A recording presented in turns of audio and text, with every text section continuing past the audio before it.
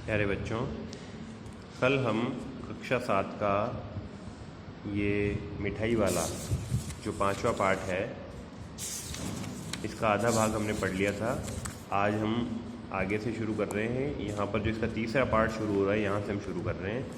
अब तक हमने ये पढ़ा है कि एक व्यक्ति है जो बीकानेरी साफ़ा पहनता है और वो कभी मिठाइयाँ लेकर आता है, कभी खिलौने लेकर के आता है, कभी मुरलिया लेकर के आता है। इस तरह से वो अलग अलग चीज़ें लेता है और सब चीज़ों को वो 2-2 पैसे में जो है लोगों को, छोटे बच्चों को विशेष रूप से वो बेचता है। तो इसके आगे अब अपन पढ़ रहे थे कि आज अपने मकान में बैठी हुई रोहिणी मुरली वाले की सारी बातें सुनती रही। आज भी उसने अनुभव किया, बच्चों के साथ इतने प्यार से बातें करने वाला फेरी वाला पहले कभी नहीं आया। फिर वह सौदा भी कैसे सस्ता बेचता है, भला भला आदमी जान पड़ता है। समय की बात है जो बेचारा इस तरह से मारा मारा फिरता है। पेट जो ना कराए सो थोड़ा, यानी पेट जो ना कराए का मतलब है कि बेचारा गरीब है और इतना अच्छा व्यक्ति होते हुए भी अपने पेट की खातिर यानी कि मेहनत करता है ताकि मेहनत करके वो कुछ पैसा कमा सके। इस समय मुरली वाले का क्षीण स्वर दूसरी निकट की गली से सुनाई पड़ा। बच्चों को बहलाने वाला मुरलिया वाला। तो आज फिर उसका स्वर सुनाई देने लगा। रोहिणी इसे सुनकर मन ही मन कहने लगी, और स्वर कैसा मीठा है इसका। बहुत दिनों तक रोहिणी को मुरली वाले का मीठा स्वर और उसकी बच्चों के प्रति वे स्नेहासिक्त बातें याद आती रही। महीने आए और चले गए, फिर मुरली वाला न आया। धीरे धीरे उसकी स्मृति भी क्षीण हो गई। बहुत महीनों तक जब वो वापस नहीं आया तो उसकी जो बात है, कोई एक बेचने वाला, सामान बेचने वाला आया था, ये बात जो है अपन भूल जाते हैं। नॉर्मल डेली रूटीन में कुछ हुआ था तो पुरानी कोई बात है तो वो एकदम से अपन भूल जाते हैं। अब इसी पाठ का चौथा भाग शुरू हो रहा है यहाँ।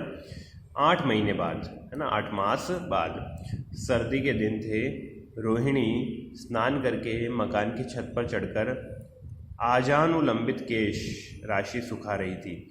आजानुलंबित का मतलब देखो क्या होता है बेटा। आजानुलंबित, जानू का मतलब तो होता है घुटना, तो आजानु यानी घुटने तक लंबे, लंबित का मतलब लंबे, केश का मतलब होता है बाल, और राशि मतलब बहुत सारे बाल। यानी उसके जो बाल थे, रोहिणी के बाल कैसे थे, घुटने तक, आजानुलंबित, घुटने तक लंबे बहुत सारे बाल थे उसके, वो सुखा रही थी। इस समय नीचे की गली में सुनाई पड़ा बच्चों को बहलाने वाला मिठाई वाला। अब ये देखो, ये यहाँ पर ये बच्चे हैं, चुन्नू और मुन्नू। ये रोहिणी है जो चिक के पीछे छुपी हुई है। चिक मतलब कि पहले के ज़माने में क्या होता था बेटा कि जो घर की जो बहुएं वगैरह होती थी वो एक पर्दे के अंदर रहती थी, है ना, एक बांस का चिक बना देते थे, उस चिक के पीछे रहती थी। और जो बड़ी औरतें या बड़े लोग होते थे वो बाहर की तरफ रहते थे। कोई भी एकदम से मेहमान आता था तो औरतें जो है वो पर्दे में रहती थी सम्मान के कारण। चुन्नू मुन्नू अपने खड़े हैं, देख रहे हैं क्या लाया ये, है ना। तो और ये उनकी दादी है चुन्नू मुन्नू की, है ना। तो मिठाई वाले का स्वर उसके लिए परिचित था। झट से रोहिणी नीचे उतर आई, यानी जो रोहिणी है वो फटाफट से नीचे आई। उस समय उसके पति, ये रोहिणी है ना, ये पीछे जो खड़ी है ना चिक के पीछे, ये उस समय उसके पति मकान में नहीं थे। हाँ, उनकी वृद्धा दादी थी।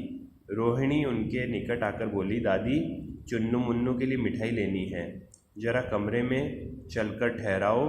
मैं उधर कैसे जाऊं, कोई आता ना हो, जरा हटकर मैं भी चिक की ओट में बैठी रहूँगी। यानी कमरे में, जो मैंने बताया ना, बड़े लोगों के सामने नहीं आने का एक मान सम्मान होता था, एक कि भाई बड़े लोगों के सामने एकदम से नहीं जाते थे बच्चे।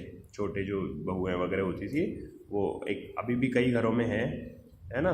तो उन्होंने कहा भाई एकदम से कोई आ जाए कर जाए तो मैं चिक की ओट में मैं भी रहूँगी। मैं, क्योंकि उसको काफ़ी एकदम से याद आ गया कि ये वही व्यक्ति है, तो आखिरकार वो ऐसा क्यों करता है कि इतनी सस्ते में बेचता है और वो इतना मीठा क्यों बोलता है, बच्चों से इतना स्नेह क्यों करता है। सभी के मन में ये था, रोहिणी के मन में ये विशेष रूप से था कि ऐसा वो क्यों कर रहा है, बच्चों से प्यार से बात करता है, सस्ते में बेचता है, ऐसा क्यों करता है वो, है ना। तो उसने दादी को जाके बोल दिया कि भाई आप बात करो, है ना। तो दादी उठकर कमरे में आकर बोली, ए मिठाई वाले इधर आना। तो मिठाई वाला निकट आ गया, बोला कितनी मिठाई दूँ माँ? ये नए तरह की मिठाइयाँ हैं, रंग बिरंगी, कुछ कुछ खट्टी, कुछ कुछ मीठी, जायकेदार, बड़ी देर तक मुंह में टिकती हैं, जल्दी नहीं घुलती। यानी ये कुछ कोई विशेष प्रकार की टॉफ़ियाँ लेकर के आया था। उस ज़माने में नए तरह की मिठाई बोलते थे, जो आजकल अपन जो गोलियाँ वगैरह खाते हैं ना, टॉफ़ीज़, इन टॉफ़ीज़ को उन्होंने क्या, उस ज़माने में नई नई बननी शुरू हुई थी तो उसको नई तरह की मिठाई बोलते थे, है ना। जो खट्टी मीठी गोलियां हैं, है ना, जल्दी नहीं घुलती, बच्चे बड़े चाव से चूसते हैं। इन गुणों के सिवा ये खांसी भी दूर करती है। कितनी दूँ? चपटी, गोल, पहलदार गोलियां हैं, पैसे की 16 देता हूँ। यानी 1 पैसे में 16 गोलियां आ जाएंगी। यानी कि ये वही है, टॉफ़ीज़ हैं, है ना। पहले जब शुरू में नई नई टॉफ़ीज़ आई थी तो इस तरह से उनको बेचा जा रहा था। आप इससे ये भी पता चलता है कि उस समय टॉफ़ीज़ कैसे बेची जा रही थी, है ना। दादी बोली 16 तो बहुत कम होती हैं, भला 25 तो देते। मिठाई वाला नहीं दादी, अधिक नहीं दे सकता, इतना भी देता हूँ। यह अब मैं तुम्हें क्या, खैर मैं अधिक ना दे सकूँगा। यानी कि वो कहता है कि ये जो 16 दे रहा हूँ ना, 1 पैसे में 16, अब सोचो अपन अभी बाज़ार में जाते हैं और एक टॉफ़ी ख़रीदते हैं तो कितने रुपए की होती है? 2 रुपए की, है ना। और उस ज़माने में वो 1 पैसे की 16 दे रहा था, है ना। रोहिणी दादी के पास ही थी। टॉफ़ी का मतलब, मैं वो जो छोटी गोलियाँ आती है ना, जो छोटे छोटे पैकेट्स में आती है, ये जो बड़ी टॉफ़ीज़ की बात नहीं कर रहा हूँ, ये कैडबरीज की और ये मंच वगैरह की, मैं वो छोटी गोलियाँ आती है ना, 1-1 2-2 रुपए वाली, उनकी बात कर रहा हूँ, है ना। तो ये इस तरह की गोलियाँ हैं। रोहिणी दादी के पास ही थी, बोली दादी फिर भी काफ़ी सस्ता दे रहा है, 4 पैसे की ले लो, यह पैसे रहे। फिर उसने पीछे से ही, उस चिक के पीछे से ही उसने जो है दादी को 4 पैसे दे दिए कि भाई काफ़ी सस्ता दे रहा है, आप ले लो 4 पैसे की, है ना। तो 4 पैसे की दे दो, है ना। मिठाई वाला मिठाइयाँ गिनने लगा। तो 4 पैसे की दे दो। अच्छा 25 नहीं सही, 20 ही दो। अरे हाँ, मैं बूढ़ी हूँ, मोल भाव अब मुझे ज़्यादा करना भी नहीं आता। कहते हुए दादी के पोपले मुंह से जरा सी मुस्कुराहट फूट पड़ी। उसने कहा चलो 25 मत दो, 20 दे दो, है ना। रोहिणी ने दादी से कहा दादी इससे पूछो तुम इस शहर में और कभी भी आए थे या पहली बार आए हो? यहाँ के निवासी तो तुम नहीं हो। अब रोहिणी ये पता लगाना चाहती है बेसिकली कि क्या ये वही व्यक्ति है जो पहले जो है मुरलिया लेकर के आया था और उससे पहले खिलौने लेकर के आया था। तो दादी ने इस कथन को दोहराने की चेष्टा की ही थी कि मिठाई वाले ने उत्तर दिया पहली बार नहीं, और भी कई बार आ चुका हूँ। मिठाई वाले ने सुन तो रहा ही था। अब एक मान मर्यादा होती थी पहले के ज़माने में, क्या है आज भी होती है कई घरों में, कि बाहर का कोई व्यक्ति हो, है ना, अनजान व्यक्ति हो, उससे इस तरह से बात नहीं करते थे एकदम डायरेक्ट, है ना। तो उसने उसको कह दिया कि दादी तुम पूछो। और बाहर का व्यक्ति क्यों, अपने से बड़ा हो, जैसे कि मान लो इसके ससुर जी भी होंगे रोहिणी के, तो ससुर जी को डायरेक्ट बात नहीं करेगी, ये चुन्नू मुन्नू को बोल देगी, चुन्नू मुन्नू जोर से ही बोलेगी कि उसके ससुर जी भी सुन लें, है ना, कि चुन्नू मुन्नू दादाजी को पूछो तो कि खाना लगा दे क्या, है ना। तो इस तरह से बात होती थी पहले। फिर वो, अब दादाजी ने सुन तो लिया तो दादाजी वापस बोलते थे चुन्नू चुन्नू मम्मी को बोल दे खाना लगा दे, है ना, या चुन्नू मम्मी को बोल दे अभी दादा खाना खा के आ गए अपने दोस्त के यहाँ से, ऐसे।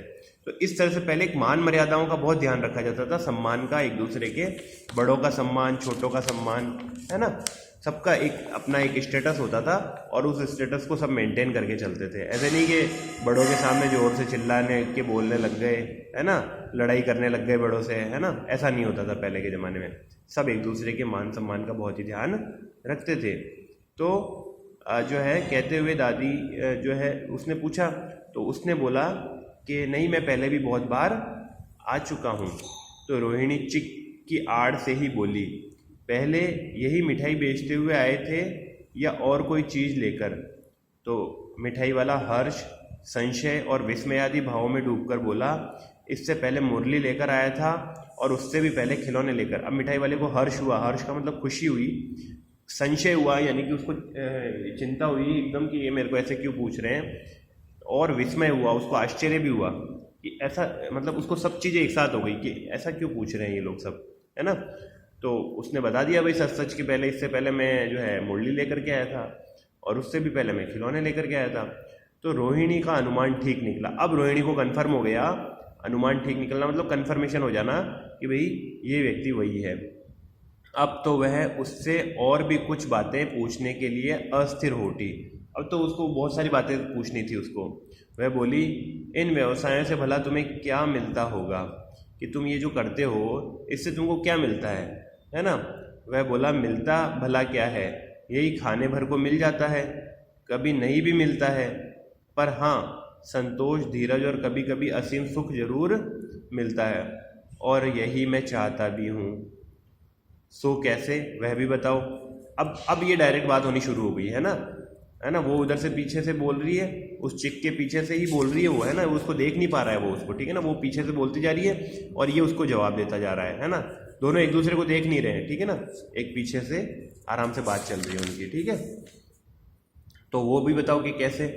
अब व्यर्थ उन बातों पर क्या चर्चा करूं, उन्हें आप जाने ही दें। उन बातों को सुनकर आपको दुख ही होगा। जब इतना बताया है तब और भी बता दो। मैं बहुत उत्सुक हूँ, तुम्हारा हर्जा ना होगा, मिठाई में और भी ले लूँगी। यानी कि मेरे को जानना है कि आखिर तुम इतना सस्ता बेचते हो तो तुमको कुछ मिलता भी नहीं है, और तुम खुद ही कह रहे हो कि तुमको नुकसान भी होता है कई बार, तो फिर तुम ये काम करते ही क्यों, ऐसा काम जिसमें नुकसान हो। तो वो कहता है कि मुझे संतोष होता है, लेकिन मैं पुरानी बात बताना नहीं चाहता। अब इसका कोई ना कोई पुरानी बात है, अब वो जानना चाह रही है ये भी। तो अतिशय गंभीरता के साथ मिठाई वाले ने कहा, मैं भी अपने नगर का एक प्रतिष्ठित आदमी था। मैं बहुत पैसे वाला व्यक्ति था पहले, मकान था, व्यवसाय था, गाड़ी घोड़े, नौकर चाकर सभी कुछ था, स्त्री थी, छोटे छोटे 2 बच्चे भी थे। मेरा वह सोने का संसार था, मतलब गोल्ड का था संसार, मतलब मेरे सब कुछ अच्छा था मेरे परिवार में, है ना। बाहर संपत्ति का वैभव था और भीतर सांसारिक सुख था। स्त्री सुंदरी थी, मेरी प्राण थी। मेरे बच्चे ऐसे सुंदर थे जैसे सोने के सजीव खिलौने, यानी कोई गोल्ड के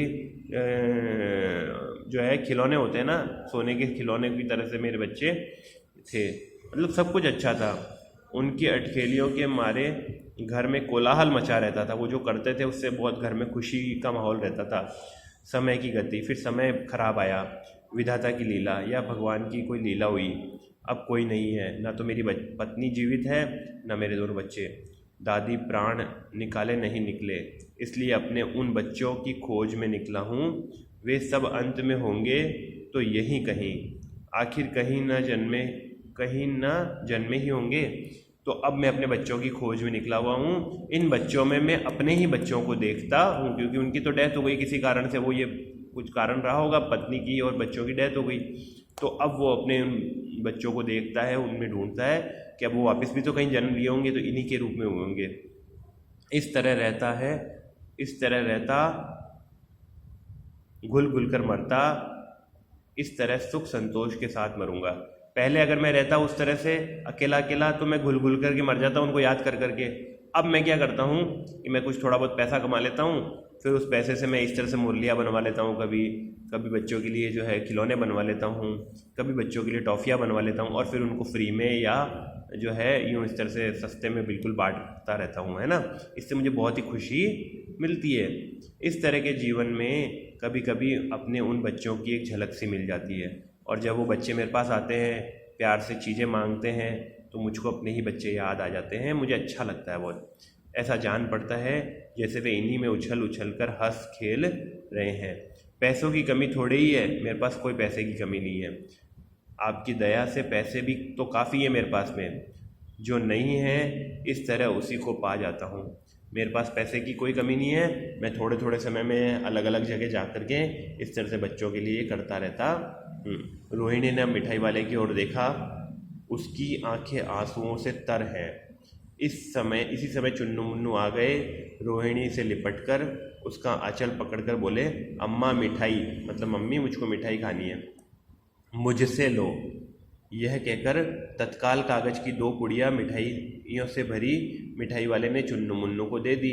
रोहिणी ने भीतर से पैसे फेंक दिए। मिठाई वाले ने पेटी उठाई और कहा, अब इस बार ये पैसे ना लूँगा, है ना। दादी बोली, अरे अरे ना ना, अपने पैसे ले जा भाई।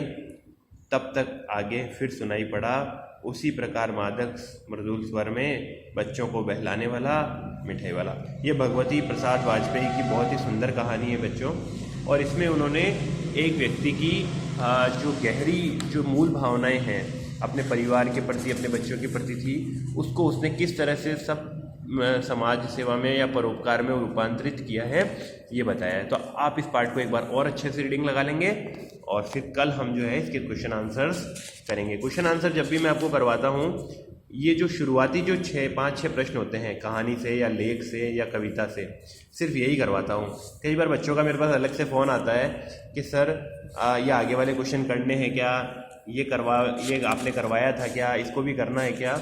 तो ऐसे नहीं होता है, ये सिर्फ इतना ही करवाया जाता है हमेशा, है ना। और अगर एक्स्ट्रा करवाया जाता है तो मैं वीडियो में या फिर जो मैं आपको वर्क भेजता हूँ उसमें लिख करके ही भेजता हूँ।